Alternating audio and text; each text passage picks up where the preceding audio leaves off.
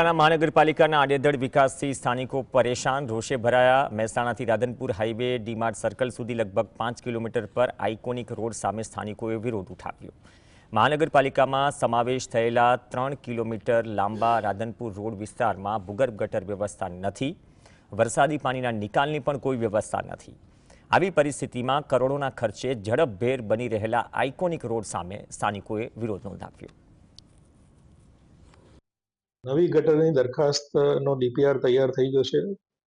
પાલોસણા, રામોસણા, ફતેપુરા, પાંચોટ અને દેદિયાસણ આ બધા ગામોનું થઈ અને કુલ 30 MLD જેટલું પાણી, ગટરનું પાણી એકત્રિત કરી અને સમગ્રતયા ગટર વ્યવસ્થા લગભગ 350 કરોડના ખર્ચે બનાવવાનું આયોજન છે।